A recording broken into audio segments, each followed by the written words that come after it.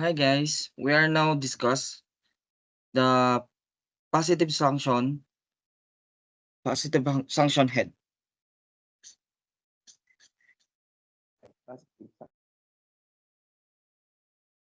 Introduction. When the pumping the liquids, it is possibly for the local pressure inside. The pump up to the fall below the vapor pressure of the liquid, which is also called saturation pressure. In this topic, certainly when the pumping liquids, it's essential to consider the pressure conditions within the pump. If the pressure within the pump drops below the vapor pressure of the liquid being pumped, it can lead to a phenomenon known as cavitation. Okay, cavitation occurs when the pressure of a liquid drops below its vapor pressure, causing the formation of vapor bubbles within the liquid. These vapor bubbles can collapse violently when they move into region of higher pressure, such as within the pump itself. This collapse generation intense localized pressure waves which can erode pumps components over that and lead to reduced efficiency, increase maintenance cost, and uh, ultimately pump failure. To prevent cavitation, engineers must design pumps to maintain the pressure above the vapor pressure of the liquid being pumped. This can be achieved by ensuring adequate suction pressure, adjust pump speed, or modified the design of the pump internals. Addition, select understanding the vapor pressure of the liquid being pumped and ensuring that the pumps operates within safe pressure limits are essential. Consideration is pumps design and operation to avoid cavitation related issues. Secondly, when P greater than PV, which is mean pressure over is greater than vapor pressure, the liquids is starting boiling typically on the suction side of rotating implier blades where the pressure is lowest. Okay. When the pressure, which is mean P, drop below the vapor pressure, that's the PV of a liquid. It creates conditions conducive to boiling. This often occurs on the suction side of rotating implier blade within a pump, where the pressure is lowest. Here the breakdown of the happens in this scenario. First, low pressure zone. As the impeller rotates, it creates a low pressure zone on the suction side. If the pressure in the zone fall below the vapor pressure of the liquid being pumped, the liquid starts to boil. This, bec- this is because the reduced pressure allows the liquid molecules to escape into the vapor phase more readily. Second one, the formation of vapor bubbles. When the liquid boils, vapor bubbles form within it. These bubbles are essentially pockets of vapor that have formed due to the liquid reaching its boiling boiling point under the reduced pressure condition. Thirdly, cavitation. The formation of vapor bubbles in the low pressure zone is known as cavitations.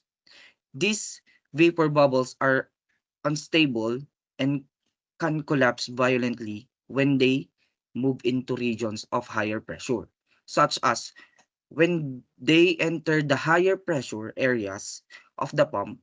This collapse generates shocks waves that can damage the pump components over time. And lastly, damage and efficiency loss. The collapse of vapor bubbles during cavitation can cause erosion, pitting, and other form of damage to the implier blades, casing, and the other pump components. This can lead to reduced efficiency, increase maintenance costs, and ultimately pump failure if not addressed.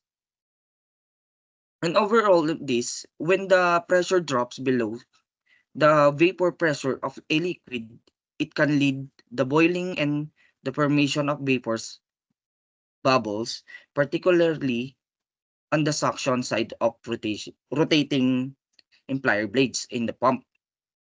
This cavitation phenomenon can cause damage to pump components and impair pump's performance if not properly managed. Thirdly, the bubbles are the transported of the region where the pressure is higher, causing rapid collapse. Bubbles on a localized, which is actually undesirable. Certainly, when the bubbles form due to the cavitation in low pressure zone within a pump, they they are transported to regions where the pressure is higher. This movement occurs of the fluids flow carries the bubbles along with it, eventually reaching areas where the pressure is greater. Once the bubbles encounter the higher pressure zones, they undergo rapid collapse. This collapse is a consequence of the bubbles being subject to increased pressure, causing them to implode violently. The collapse of these bubbles generates intense shock waves and microjets, which can have detrimental effects on pump's components.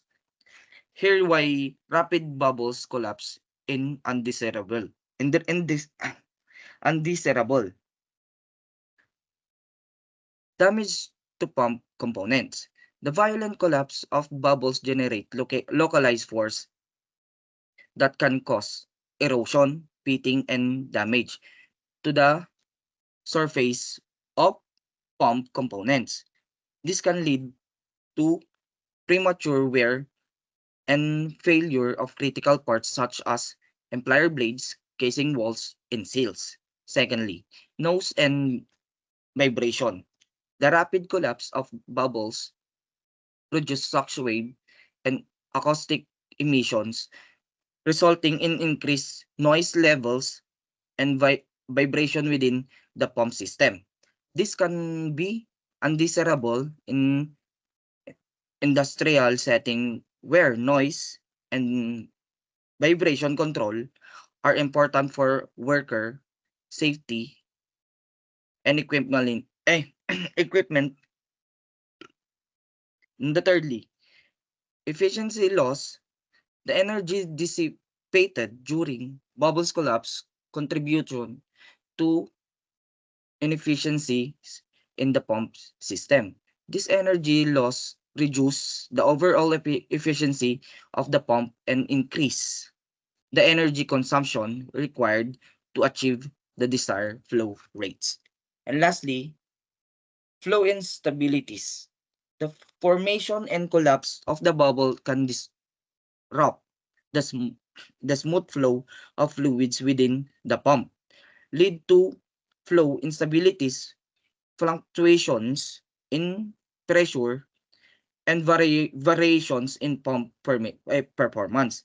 This instability can affect the reliability and consistency of the pump operations. The summary of this third, the transport of bubbles to regions of higher pressure within pumps can lead to rapid collapse resulting in damage of pump components, increased noise and vibration, efficiency losses, and Flow stability. Managing cavitation effectively is crucial for maintaining pump performance, reliability, and long, long, longevity. And lastly, problem caused by cavity. Noise, vibration reduce efficiency and damage the implier. Cavitation can indeed lead to a range of problems that affects both the performance and the longevity of pumps system. Here I discuss of the issues caused by cavitation. Noise. Cavitation generation noise within a pump system which can be understandable especially in industrial setting where noise levels need to be controlled for worker safety and comfort. The rapid formation and collapse of vapor bubbles create acoustic emissions resulting in a distinct noise often described as a chattering or hammering sound. The noise can not only be disruptive but can also serve as an early warning sign of cavitation related issues within the pump. The secondly, vibration. Cavitation induction vibration are other common problem. The violent collapse of vapor bubbles generates shock wave and pressure flux, fluctuation within the pump, leading to machine vibration. This vibration can propagate through the pump structure and its connected piping system, causing additional noise, structure stress, and potential damage to pump components. And thirdly, reduce efficiency. Cavitation reduces the efficiency of pumps by disrupting the smooth flow of fluids and causing energy loss. Where vapor bubbles collapse, they dissipate energy in the form of heat and pressure waves, which leads to inefficiencies in the pumping process. And lastly, damage to the implier. One of the most significant problems caused by cavitation is the damage in inflict on the pump components, particularly in the implier. The next slide,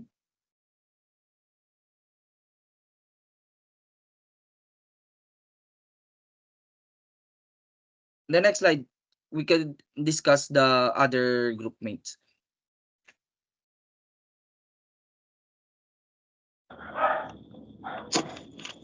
So in the next slide, what is net positive suction head? Net positive suction head or NPH is stand for net, which is the result of adding some positive and some negatives. Positive, it will always be positive, and the suction is the inlet of the pump. The head is the energy, which is the pressure in feet unit, or in SI it is meter, and absolute includes atmospheric pressure. It's a critical parameter on the operation of pumps, particularly in centrifugal pumps. It represents the absolute pressure at the suction port of the pump, and it is essential to preventing cavitation, which can damage the pump and reduce its efficiency. So NPSH is the amount of energy at the pump suction available to exert pressure on the fluid. It is also the pressure required at the pump inlet to make the fluids flow through suction without cavitation. NPSH is used to avoid running a pump under condition which favors cavitation.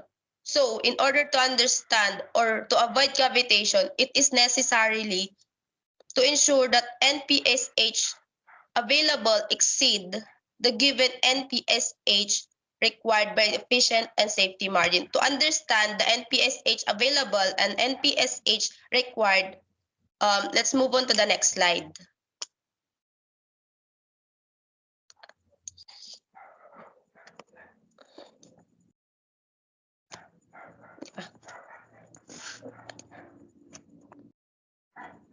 So, NPSH or net positive suction head available is the absolute pressure at the suction port of the pump minus the vapor pressure of the liquid being pumped. It is determined by the system in which the pump is installed and is a function of fluid's properties, the height of a fluid source, and the atmospheric pressure. NPSH available, this is the part where you will solve when the efficiency of your design is good. However, in NPSH required, it is the minimum pressure required at the pump suction port to avoid cavitation and ensure proper operation. It is specified by the pump manufacturer and depends on the design pump and the flow rate. In net positive suction head required, it is always given by the manufacturer. So in order to solve for the net positive suction head available, we will use the formula in the next slide.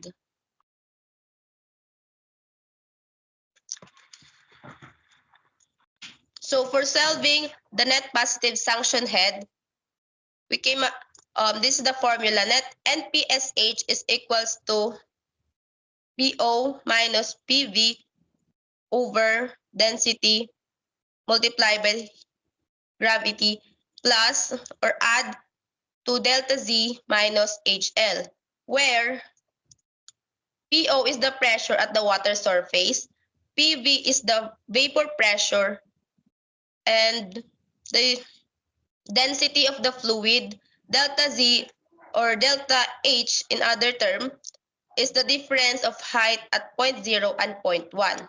And lastly, the HL or the head loss between point 0 and point 1. To further understand how to manipulate or how to use this formula, we will give you an example in the next slide. So continuing our topic, which is net positive suction head. So ito yung ating sample problem. Calculate the net positive suction head for a pump handling 100,000 kilogram per hour flow of water coming from an atmospheric storage tank. So the water temperature can be taken as 20 degrees Celsius. The line size of the pump suction line is 6 inch and the suction line is 20 meters long. The pump suction nozzle is 0.6 meters above the ground level. The tank is elevated on a 1.5 meter high platform and the minimum liquid level in the tank is 450 millimeters. So next slide po tayo. At ganito yung image or pwedeng representation ng ating problem. So una dyan is makikita natin yung tank is open siya. Ibig nun sabihin ay naapektuhan yung ating tank ng atmospheric pressure or approximately 1 atm and approximately 101,325 pascals. So andyan din yung ating 1.5 meters which is yan yung height ng tank from ground level and yung 450 millimeters is yung height ng water inside the tank. So yung 0.6 meter dun sa lower right corner is yung distance ng pump sa ground level at yung delta Z or yung overall na height ng water nung top of the water doon sa may or yung overall distance from sa top ng water papunta sa ating pump. So next tayo. So ito yung kung water yung given natin or kung water yung pinapump dun sa may or kung water yung fluid or yung liquid na andun sa ating tank.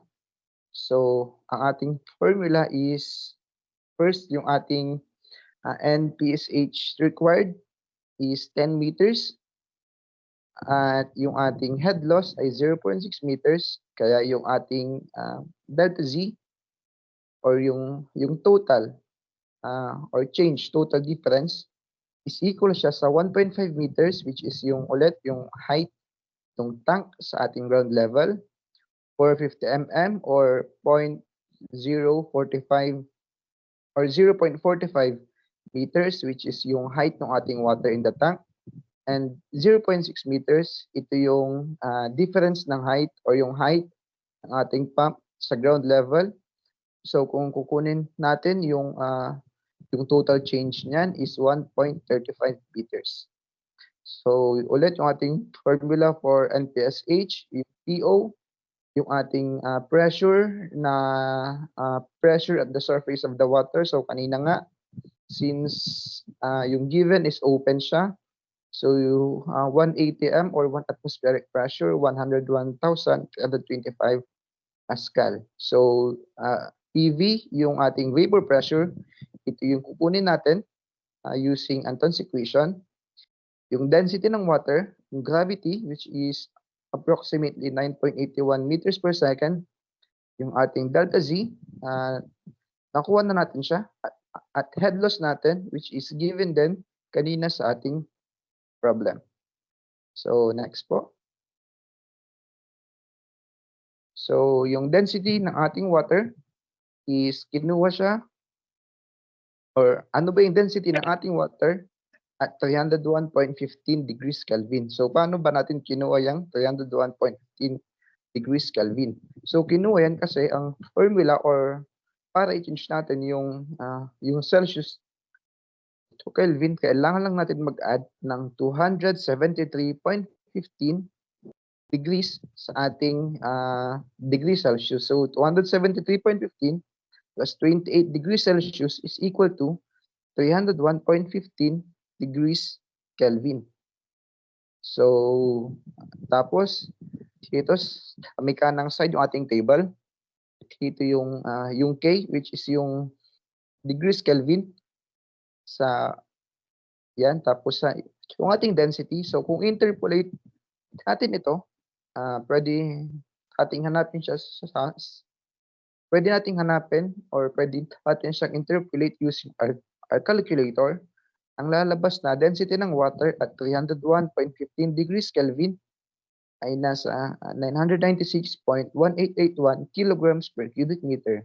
So, kilograms per cubic meter kasi ulit, ang density is equal to mass over volume. So, using Anton's equation. So, yung formula natin for Anton's equation is logarithm ng vapor pressure. Ang unit niya ay nasa mmHg or millimeter mercury. So, equal siya sa A minus B over C plus yung temperature natin in degrees Celsius. So, yung A, B, and C natin ay constant siya. Ibig sabihin, iisa lang yung value niya at a certain or iisa lang yung value ng ating A, B, and C. Depende siya kung ano yung ating given na fluid or liquid. So, next. So, ito yung value ng ating A, B, and C. Kung ang given ay water. So, ulit yung logarithm ng ating vapor pressure in millimeter mercury ay equal siya sa A, which is 8.07131 minus yung fraction na B over C plus temperature in Celsius, which is 1,730.630 over 233.426 plus yung ating 28 degrees Celsius. So, para isolve yan ng simple ay ipindot lang natin or i-input natin yung value sa ating calculator and then press shift and solve. So, ang lalabas dyan na value ay nasa 28.2715. So, ang unit ulit natin ay nasa mmHg or millimeter mercury. So,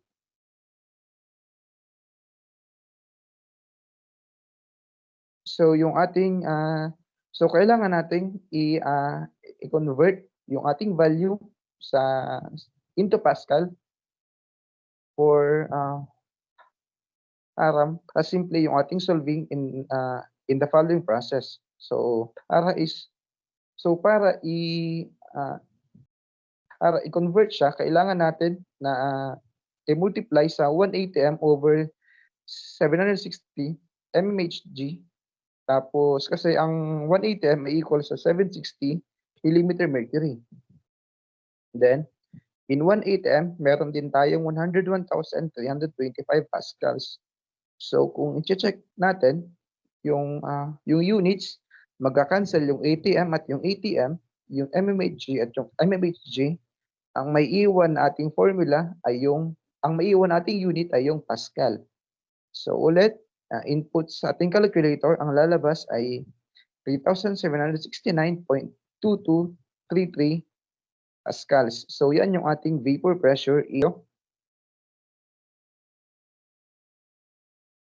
Next slide po.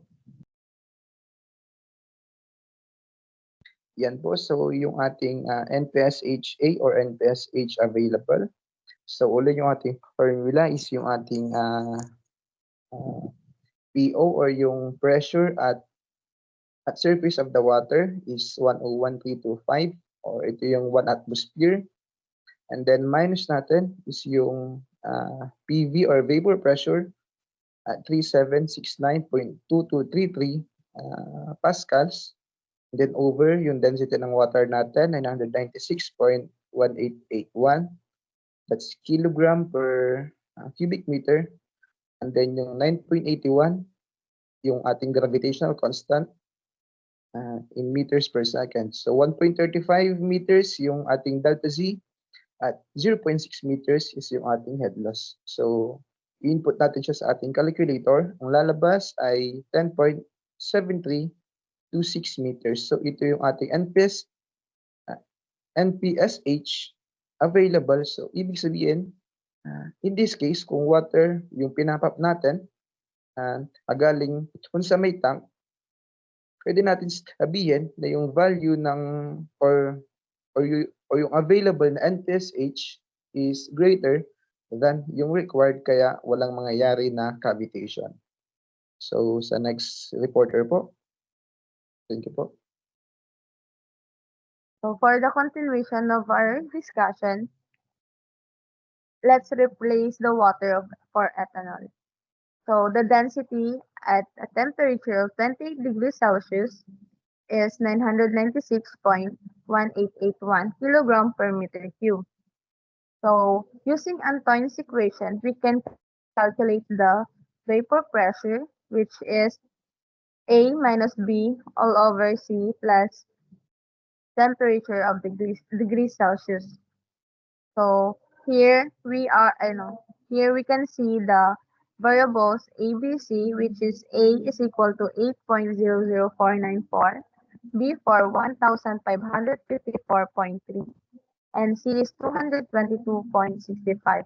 At a temperature of 28 degrees Celsius, we can calculate the vapor pressure, which is equal to 63.6594 mmHg.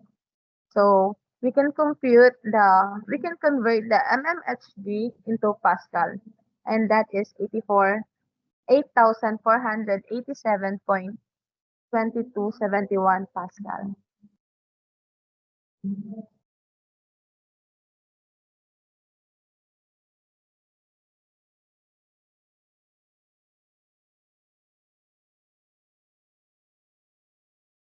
So for computing the NPSHA is equal to atmospheric pressure minus vapor pressure all over density times gravity plus delta Z minus head loss.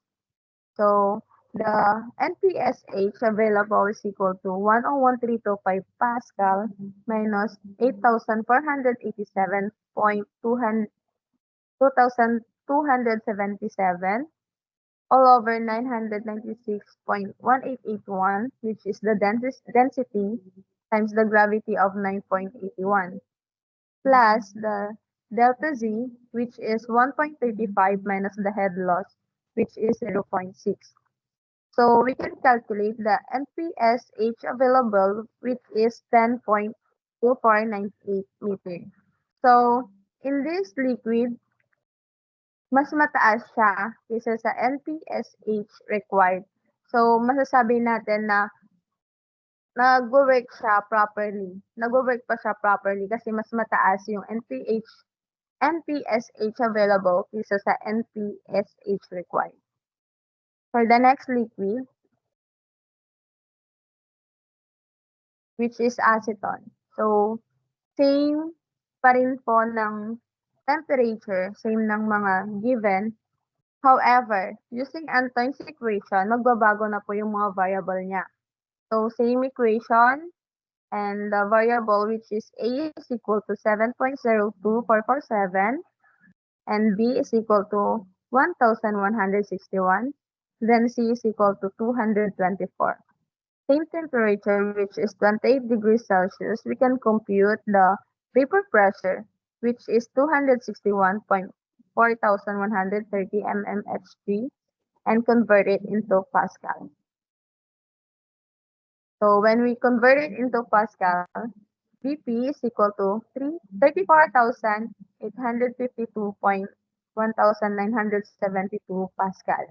So NPSH, same equation, which is atmospheric pressure minus vapor pressure over density times gravity plus delta Z minus head loss. So NPSH is equal to 101.325 Pascal minus 34,852.1972 over the density times the gravity plus 1.35 na delta Z minus head loss, which is 0.6. The NPSH available is equal to 7.5520 meters. So, dito, hindi natin na-reach yung requirement na NPSHR, which is magkakaroon siya dito, sinasabi dito na at the liquid of acetone, magkakaroon siya ng cavitation. So, may chance na magkaroon ng erosion, which is hindi siya mag-work properly yung ating pump. So, next slide.